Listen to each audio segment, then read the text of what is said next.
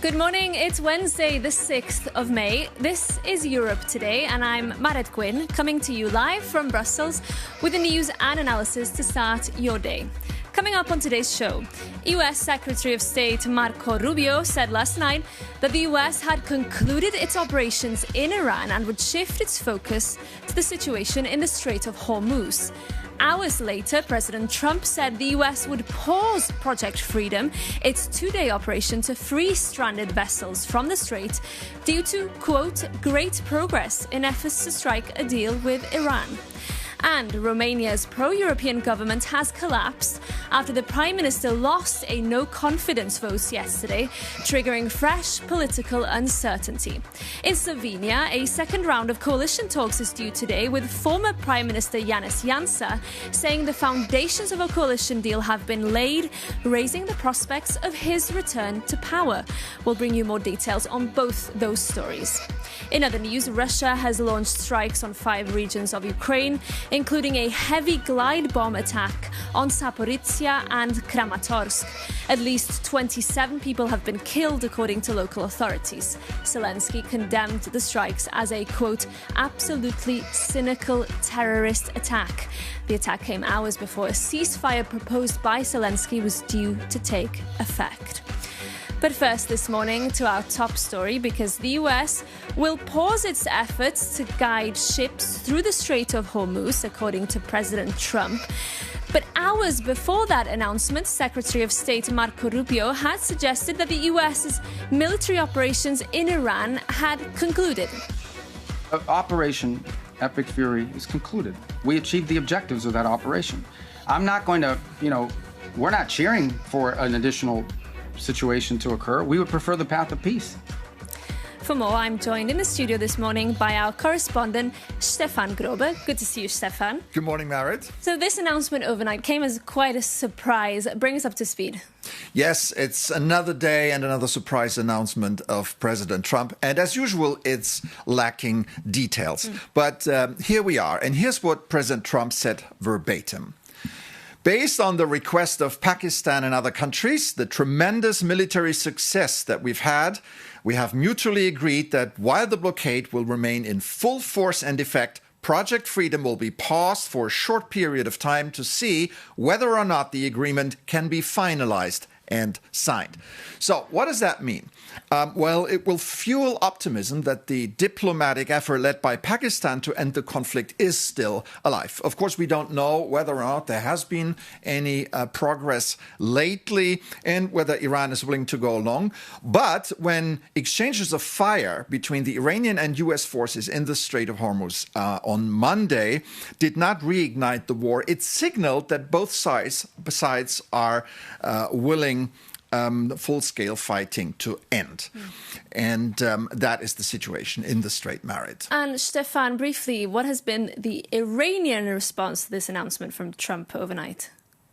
Well, following Trump's announcement, Iran touted the U.S. failure to achieve its objectives in the so-called Project Freedom in a statement on INSA, that's a state-run media outlet. The statement further said Trump called off the operation because of warnings and firm positions from Iran. Now, as it stands, Iran's hardline leader are in firm control of the situation, and they want to make people believe that they are the masters of the situation in the Gulf right now. And what happens next may depend on whether Trump and Iran are prepared to offer each other a face-saving exit, Marit. Okay, Stefan, thank you so much. And of course, we'll be keeping an eye out for developments on that story throughout the day here on Euronews. But now moving on, the International Monetary Foundation has said that Europe needs to harden its economy to a more adverse global environment. In a report released yesterday, the institution also warned that the war in Iran poses a serious headwind to economic growth. It said that in the most severe downside scenario, the Eurozone could edge closer to a recession. Now, joining me in the studio this morning to discuss more is the author of that report, Helge Berger, who is the Deputy Director of IMF Europe. Good morning, sir. Really good to have you. Good morning, Matt. We know that there's still major uncertainty over the situation in the Middle East and in Iran. But as you see things this morning, what is the economic outlook now for Europe? Well, when we started thinking about the outlook first, early in the year, we thought we would be upgrading growth in Europe, especially for the Eurozone. That's not what happened. With the outbreak of the war and the higher energy prices, things have taken a turn to the worse. So currently we think that growth will be around 1.1% this year and 1.2% next year, significantly lower than what we initially expected. This is because consumers feeling the pinch in their budgets, they're spending less, investors have a higher cost of doing business, so they're more careful. And in the worst case scenario, because you talk about the most severe downside scenario in your report, you said that the Eurozone could also edge closer to a recession. Is that an increasing possibility now? We're certainly accumulating downside risk, but how far this will go depends on the war, and that's anybody's guess. The upside for Europe is that it has become much more resilient in terms of renewable production and the part of renewables in the energy mix. So any increase in energy prices, while still bad for the economy, isn't as bad as it used to be. I'll come to that point of resilience in just a bit, but I want to ask you about the response of European governments and the policies they've introduced. Have they properly weighed the costs of these interventions? It's difficult, right? So on the one hand, you want to help households. On the other hand, if you do it the wrong way, you dampen the price signal that comes from higher oil prices and energy prices, and people will stop saving energy. So you want to target the support. You want to go to the vulnerable households and help them directly where it hurts, but you don't want to sort of do more damage than good with these kind of measures. And have those measures been targeted enough, would you say, in general? Well, governments are trying. It's usually a mix of good and bad policies, but most governments have in some way or the other tempered with the energy prices, which is not the way it should be going. So as time passes, if the situation continues, we need to be more targeted. Okay, and you also mentioned in that report that Europe needs to harden its economy in a world of a series of shocks, in a more volatile world. How feasible is that, do you feel, when so many governments are seeing a big fiscal squeeze? Well, you know, the countries in Europe will need to reform under pressure. That's just how it works, and Europe is usually quite good at this. So we need to make progress. We need to deal with the single market, which is still much more fragmented than we would like it to be. Lots of trade, lots of activity stops at the national border. That's not what we want. Think about electricity. A unified electricity market would do wonders for the European economy. Prices would be lower. They would be less volatile. That is the way to go. Makes the European economy more resilient and growing faster in an adverse world. And very briefly to close, we know there's also a big issue of Europe's competitiveness in the world right now. You did flag in that report yesterday some small concerns over some measures, including the Industrial Accelerator Act, this new measure to shield homegrown industries. Industrial policy has a role to play, but it's very limited, where markets fail and governments need to step in. But it's not a cure-all. If you want to lift productivity, if you want higher growth, more resiliency, you have to go and do the hard reforms that help the labor market, help the product markets. And as I said, the single market, especially for electricity, energy, would do wonders for the European economy. Okay. Helge Berger, thank you so much for joining us in the studio this morning and for all your insights. A pleasure. Now, we're moving on now because Romania's pro-European coalition government has been toppled after Prime Minister Ilie Bolojan lost a no-confidence vote yesterday, plunging the country into renewed uncertainty and raising fears of a fiscal crisis. For more, we can cross over now to Bucharest and to Euronews' Andra Diaconescu, who's standing by for us this morning. Andra, good to see you. So the government has been toppled. What's next now for Romania? Good morning from Bucharest. Now the President Nicu Șordan has the floor because he needs to host all the talks with the political parties. He has urged all the political parties to do a coalition, pro-European one. And this is now the impossible situation because Ilie Bolojan party has just decided yesterday evening that they will go to opposition. So now 4 of the pro-European parties in Romania need to do this coalition as the president has urged, but 2 of them, one Ilie Bolojan's party, are deciding that they are not going to do that. So it's a long period of instability here in Romania, of course, with a society facing economic crisis, a very, very low leu, besides euro, and of course, political instability. And Andra, very briefly, the Our party, the far-right party, also filed this motion of censure in collaboration with the left-wing socialists. What are their next moves from the far-right? Well, they had a lot of gaining before doing this motion against the government, and of course they gained a lot of likes, as they were saying on Facebook yesterday. So now they are playing everyone. We are really looking into how they are going to do their cards in the next days, because they are saying that they can go with the prime minister, and they can propose, of course, to do the government at the Cotroceni Palace. But again, Nicu Șordan has said that he doesn't want a government against EU. He wants a pro-European one. Okay, Andra, in Bucharest for us this morning, thank you so much. Now, another EU country fighting a political deadlock is Slovenia. A knife-edge election in March delivered an inconclusive result, despite the ruling Liberals initially claiming victory. Now, former Prime Minister Janez Janša is hinting that he could form a coalition government. For more, we're joined by Alija Pengov-Bitenk, a Slovenian political analyst and journalist. Really good to have you with us this morning.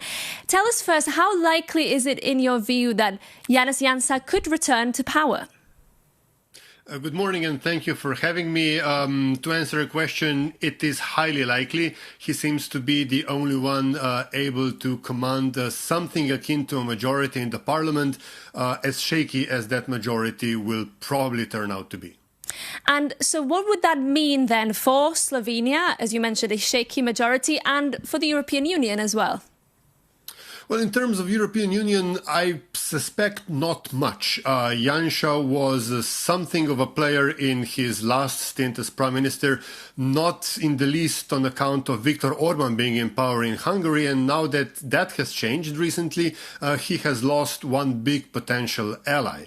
As far as Slovenia is concerned, there are, of course, challenges. The draft coalition agreement that was sort of endorsed yesterday points those out. However, the narrative that is spreading within the Janša, rather right-wing circles in Slovenia is something quite different, and it seems to be suspects a return to bashing NGOs and public media, probably even academia this time around. So we might get a little bit of reform-oriented official policies and a lot of right-wing populism unofficially and narrative-wise.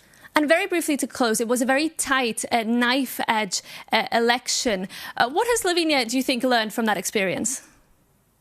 Well, first of all, the fact that active citizenship can go both ways. The turnout this was the second election in the row with a huge turnout, so that is encouraging. But also that, choices need to be made responsibly, whichever way the government goes in the end. Okay, Alija Pengov-Bitenk there for us. Thank you so much for that analysis. Thank you. Now we're moving on because Marco Rubio, the US Secretary of State, is heading to Rome and the Vatican to mend strained ties, as Jakub Janis explains. US Secretary of State Marco Rubio has a new mission. He visits the Holy See and Rome tomorrow. And as a Catholic, Rubio is the mediator after the fallout between Donald Trump and the first American-born pontiff, Pope Leo XIV. But what does it mean for Europe? Relations are strained after Trump publicly labeled the Pope as weak, due to the Holy See's vocal opposition to the US-Israeli war on Iran. In a bid to calm tensions, Rubio is meeting Cardinal Pietro Parolin, the Vatican's top diplomat. And Parolin has been a key figure in the Vatican's calls for peace in the Iran war. And as he visits Rome, US Secretary of State will also meet with Italian Foreign Minister Antonio Tajani and Defense Minister Guido Crosetto to discuss security topics. But there is also a bigger picture. After Italian Prime Minister Giorgia Meloni defended the Pope, Trump questioned her courage and threatened to withdraw US troops from Italy. And it is no small footprint, as there are currently around 13,000 US military personnel based across 7 naval bases in Italy. And with US midterm elections approaching, the administration is wary of alienating Catholic voters, especially as the Pope continues to say that God doesn't listen to the prayers of those who wage war. And looking back at the rich and complicated history of European Catholicism, one could even say that coming back to the Vatican after a spat is the most European thing the Trump administration has done so far. Jakob Yanis there. Now, Baroness Catherine Ashton was the EU's foreign policy chief between 2009 and 2014. Just before that, she briefly served as the EU's trade commissioner and brokered a deal with the US following a long-standing dispute over beef exports. Our correspondent, Angela Skujins, caught up with Baroness Ashton yesterday and started by asking her what advice she'd have for the current EU trade chief, Maroš Šefčovič, as he seeks to salvage the EU's fraught trade deal with the US. What I would say is that it's really in the interests of business right across Europe, especially, to have some consistency and certainty about the markets they're dealing with. And we do have a president that sees the willingness of others to kind of talk to him about trade as both an important part of the conversation, but in a sense almost to weaponize it, to make clear that if we don't do things that he thinks are really important, then we can't expect the benefits. And it's very transactional, and he's always been very clear as the president that he takes that view that being a transactional president is the way that he wants to go forward. And I think that's really how Europe has to respond, or any country has to respond, is to try and work through that. It is very difficult because of the changing landscape. But in the end, this all comes down to the fact that with all that's happening, especially in the Middle East right now, we are moving to a time when there are additional issues globally that we're all going to have to grapple with. And so the more that we can work together on trade, the better. During your post as the EU's top diplomat, you negotiated with Iran to temporarily curb some of that country's nuclear activities for sanction relief. You clearly know how to speak to the Middle Eastern country diplomatically. How would you currently assess the way that Trump is speaking with Tehran and the tenor from the EU as well in particular? I think there's a different approach that's being taken. It's much more to raise the temperature rather than to lower it. And it's a bit of ensuring that there's a complete clarity about what could happen. So the critical thing seems to be to address the Straits of Hormuz and to find ways that you can get these open because of the impact that it's all having globally, and actually then start to build up a negotiation that can resolve the conflict altogether. The UK could pay £1 billion to have greater access to the single market. We know that the British Prime Minister, Keir Starmer, wants to reset relations between the EU and the UK, but some critics have criticised this news, stating that it's merely pay to play. What do you make of this? There's no question that Keir Starmer, the Prime Minister, and many of his colleagues have absolutely recognised that there is a need to get closer to the European Union and to Europe generally. That's partly because of the security and defence issues that we're confronted with, not least the war in Ukraine, but also the economic realities of the world in which we live. And I think all of this talk now about what money is, what should be done, how it would work, is really all about laying the groundwork for the summit, which is coming, I hope, in the next few months, where they can actually start to bed this down and make sense of it. Our correspondent Angela Skujins speaking to Baroness Catherine Ashton there. But that's it from us today. Thank you for choosing to start your day with Europe Today this morning. Remember, we want to hear from you. Send us your feedback by emailing us at europetoday@euronews.com. And we'll see you again tomorrow.